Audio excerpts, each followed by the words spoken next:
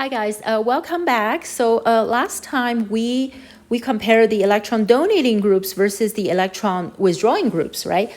So I want to do a video today to compare the different acidities of different alkyl groups, okay? So if you haven't watched the video, the last video that I talk about electron withdrawing groups and electron donating groups, please make sure you watch that one first, because I feel today's video will really go hand by hand with that one. All right, so really quickly, let's reiterate what we talked about last time. Let's say I have a carboxylic acid here, and then that's connected to electron withdrawing group versus this one is connected to electron donating group. So which one is more acidic, right? And then we said this is more acidic, right? And this is less acidic. Okay, so if I want to give you two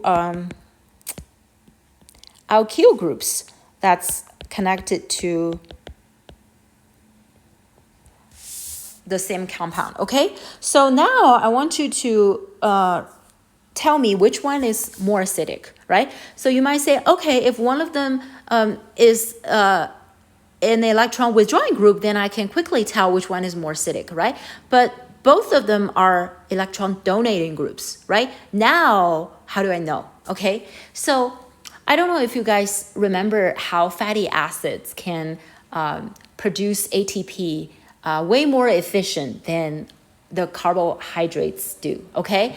So if you remember that, because whenever I see a long hydrocarbon chain, what I see is a lot of electrons, a lot of energies, right, can be oxidized.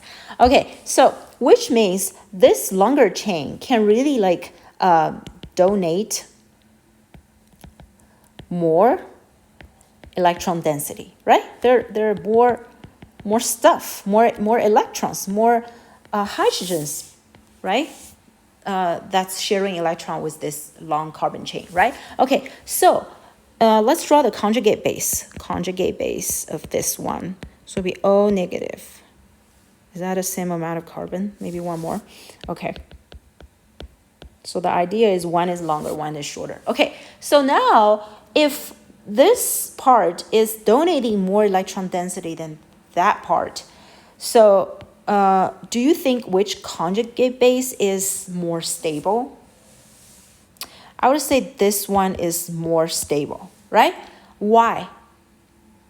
Because I'm already negative here. You see the oxygen is already negative here. If you still like donating a lot of negative thing to me, it will definitely repel, right? So this makes this compound, this conjugate base, more stable, which means what? Which means this guy with the shorter hydrocarbon chain is more acidic, okay?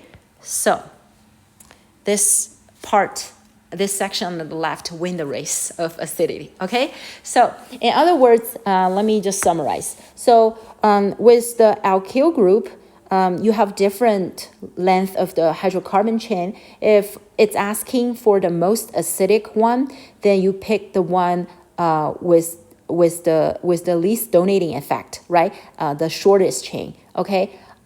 Whereas if it's asking the highest pKa or lowest acidity, least acidity, more donating, most donating effects, then you pick the longest one, okay? So I mean, I'm drawing picture here so that your brain, remembers my picture. But MCAT, really the key is you have to, like, when you, for example, if I say R CH2